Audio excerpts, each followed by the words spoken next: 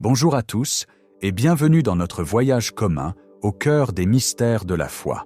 Aujourd'hui, nous allons marcher ensemble dans la lumière tamisée et silencieuse du petit matin à San Giovanni Rotondo. Nous allons nous tenir en esprit aux côtés des milliers de pèlerins venus du bout du monde juste pour être témoins d'une chose. Un humble frère capucin célébrant la messe. Mais aujourd'hui, nous allons regarder au-delà du spectacle visible. Nous allons poser une question qui hante le cœur de toute personne qui aime vraiment. Quel est le prix réel du salut d'une âme?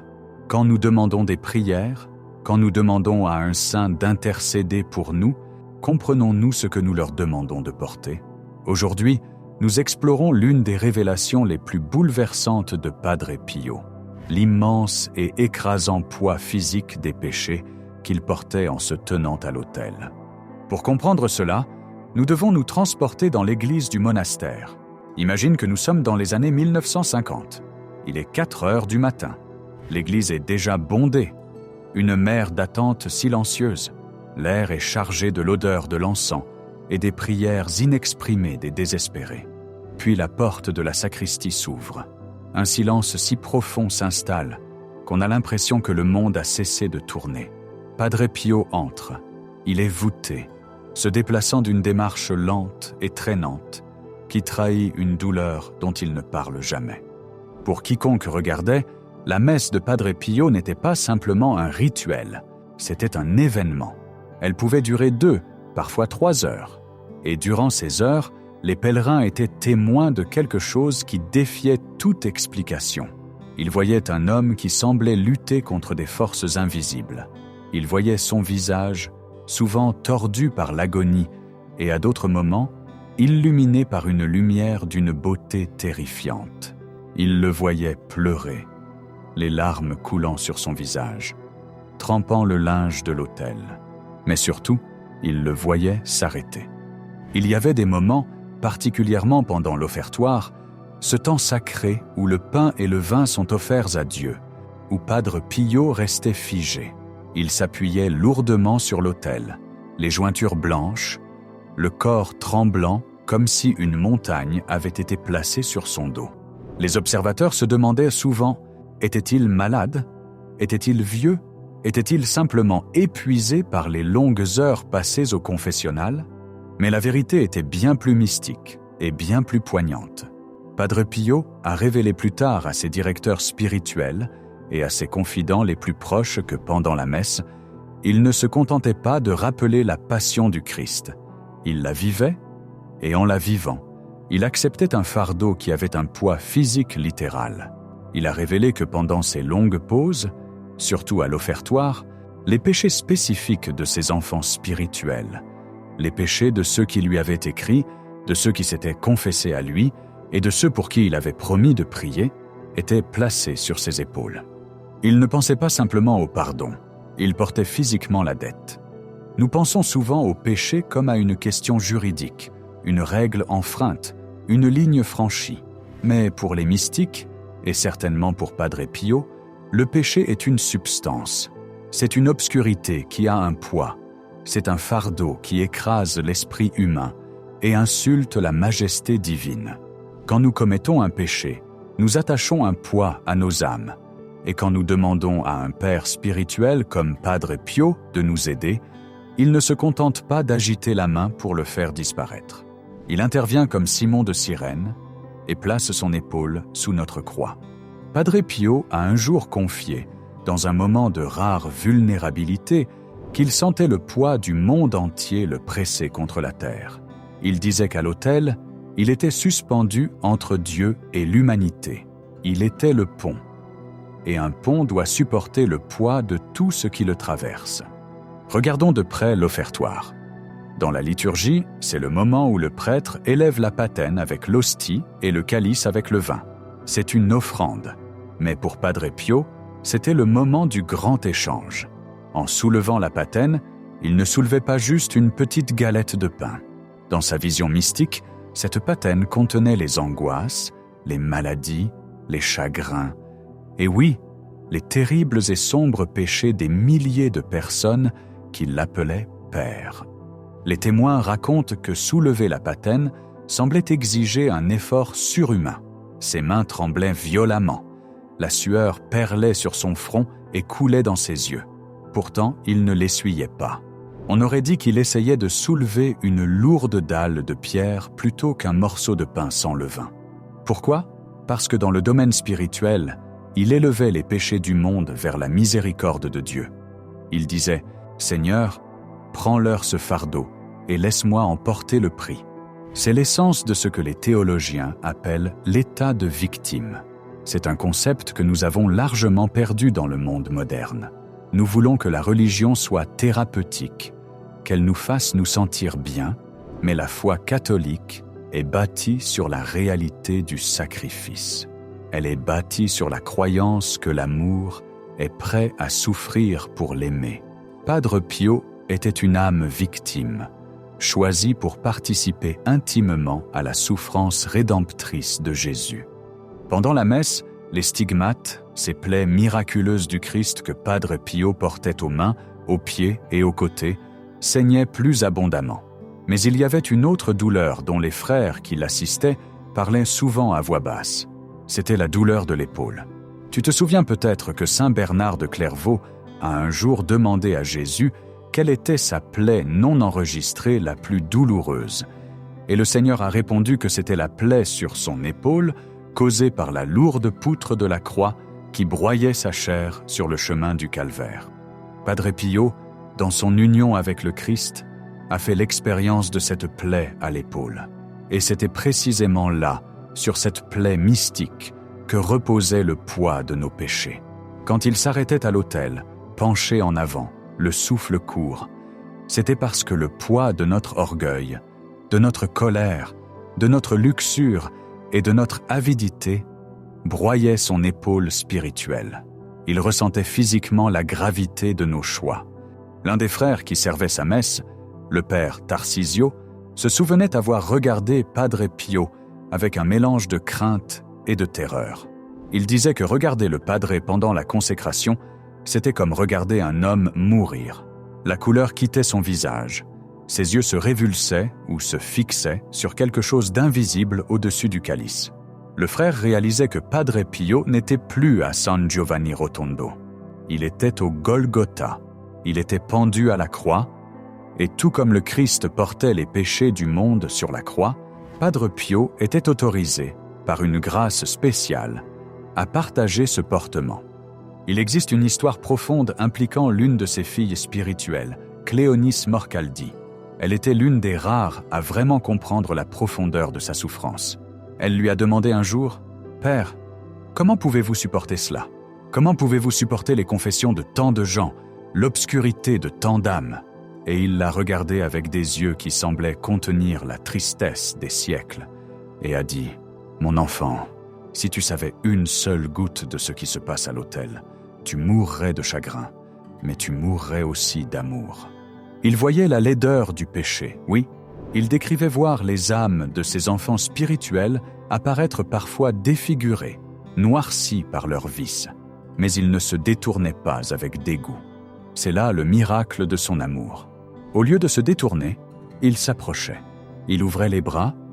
Il disait au Seigneur « Donne-le-moi ».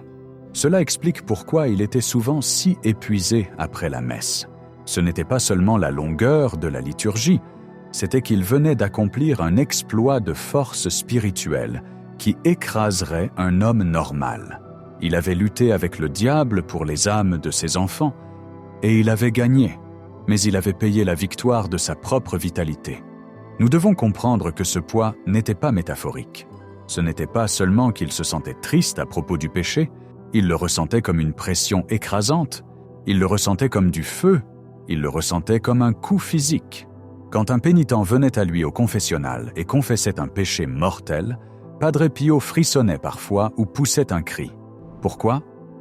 Parce qu'il pouvait sentir le nouveau poids s'ajouter à la charge qu'il devrait porter à l'autel le lendemain matin. Il existe un récit célèbre d'un homme venu se confesser en cachant un péché grave.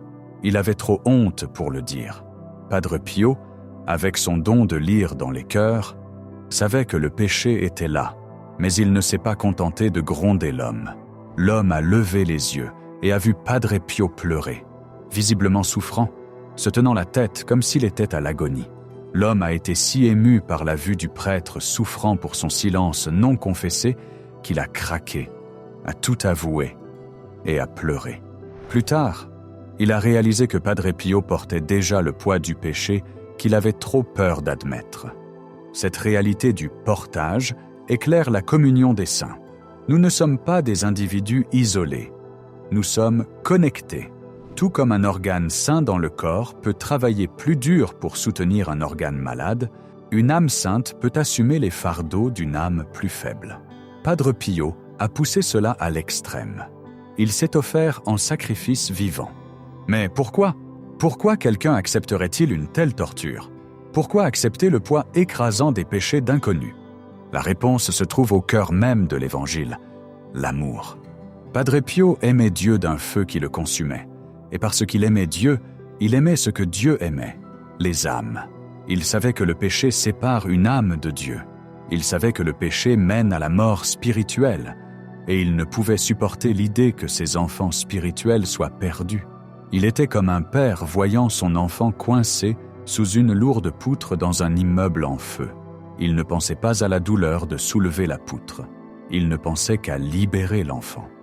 Pendant la messe, quand il s'arrêtait, quand il pleurait, quand il avait l'air écrasé, il payait la rançon. Il unissait sa souffrance à la souffrance infinie de Jésus pour s'assurer que nous puissions être libres. Il y a un enseignement magnifique mais perçant qu'il a donné à un groupe de prêtres en visite.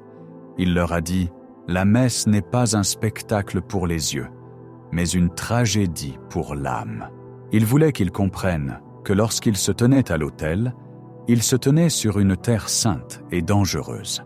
Il manipulait le feu de Dieu. Il a averti que si un prêtre ne réalise pas le poids de ce qu'il fait, il est comme un enfant jouant avec un bâton de dynamite. Pour Padre Pio, l'offertoire était le moment où il recueillait les intentions du monde. Imagine la scène, des milliers de lettres arrivant au couvent chaque semaine, des gens demandant des guérisons pour le cancer, la réconciliation dans des mariages brisés, la conversion d'enfants égarés. Padre Pio prenait tout cela au sérieux. Il ne lisait pas seulement les lettres, il les absorbait, et à l'autel, cette montagne de misère humaine était placée sur son dos. Il a dit un jour « Je vous porte tous dans mon cœur à l'autel ». Maintenant, nous comprenons ce que cela signifiait.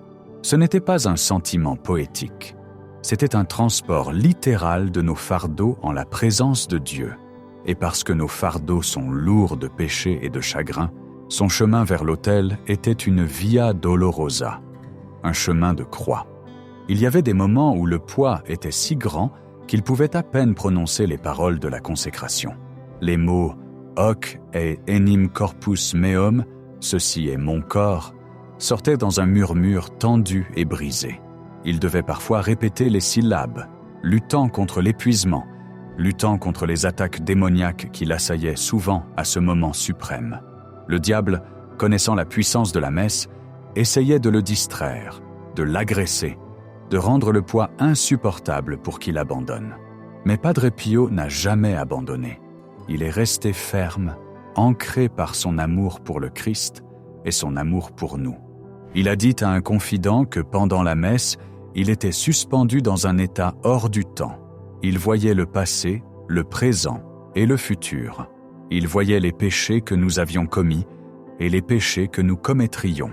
Et il offrait son sang, le sang coulant de ses mains et de ses pieds avec le sang du Christ pour tout laver. Il est important pour nous de réaliser qu'il a fait cela pour nous. Nous, qui écoutons ceci en ce moment, étions présents dans l'esprit de Padre Pio. Il disait souvent « Je me tiendrai aux portes du paradis, et je n'entrerai pas tant que le dernier de mes enfants spirituels ne sera pas entré. » Cette promesse commençait à l'autel. Il portait déjà nos bagages, s'assurant que notre billet était payé. Le tribut physique était évident pour tout le monde. Après la messe, alors qu'on l'aidait à retourner à la sacristie, il ressemblait à un homme qui avait été battu. Ses vêtements sacerdotaux étaient lourds de sueur. Son visage était pâle et tiré.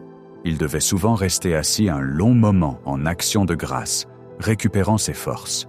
Les frères le trouvaient perdu dans la prière, tremblant encore de la rencontre. Il savait qu'il ne fallait pas l'interrompre. Il revenait lentement du calvaire. Il posait lentement la lourde croix qu'il avait portée pour le monde. Cet aperçu du poids de la messe nous met au défi. Il remet en question la façon dont nous assistons à la messe. Y allons-nous distraits, regardant nos montres, ennuyés par l'homélie? Ou réalisons-nous que devant nous, un drame cosmique se déroule? Réalisons-nous que le prêtre, en la personne du Christ, assume le poids du monde? L'expérience de Padre Pio est un appel à la gravité. C'est un appel à prendre nos vies et nos péchés au sérieux. Si nos petits péchés ressemblent à un poids écrasant pour un saint, comment pouvons-nous les traiter avec autant de légèreté? Si nos commérages, notre envie, notre paresse faisaient trembler Padre Pio à l'autel, nous devons sûrement repenser notre façon de vivre. Mais cette histoire n'est pas faite pour nous faire sentir coupables. Elle est faite pour nous faire sentir aimés. Imagine être aimé à tel point que quelqu'un est prêt à être écrasé pour toi. Imagine un amour si féroce qu'il se dresse entre toi et la justice de Dieu en disant « Mets le poids sur moi ». C'est l'amour de Jésus-Christ, parfaitement reflété dans la vie de Padre Pio.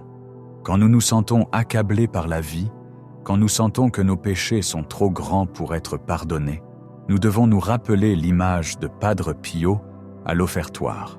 Nous devons nous rappeler ce vieil homme tremblant et pleurant, levant la patène. Il la levait pour toi. Il sentait le poids de ta lutte spécifique et il ne l'a pas lâché.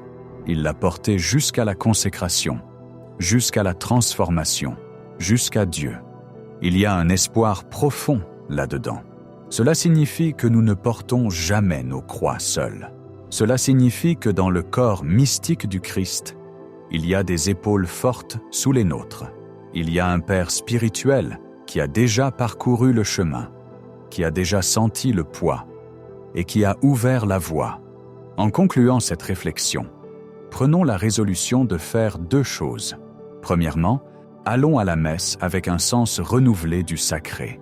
Visualisons le poids invisible sur l'autel et unissons-y nos propres petites souffrances. Offrons nos propres épaules, aussi faibles soient-elles, pour aider à porter les fardeaux des autres. Et deuxièmement, parlons à Padre Pio. Disons-lui « Merci, merci d'avoir porté ce que je ne pouvais pas porter. Merci pour les larmes que tu as versées pour mon âme. Le poids était immense, oui. La souffrance était terrible, mais la victoire était absolue. Padre Pio nous a montré que l'amour est plus lourd que le péché. L'amour est plus fort que la mort. Et à la fin, le poids écrasant de la croix cède la place au poids de la gloire. Merci de ton écoute. Que l'intercession de Padre Pio allège tes fardeaux aujourd'hui. Et puisses-tu toujours sentir le soutien du monde invisible qui t'aime plus que tu ne peux l'imaginer. Jusqu'à la prochaine fois, marche dans la foi et que la paix soit avec toi.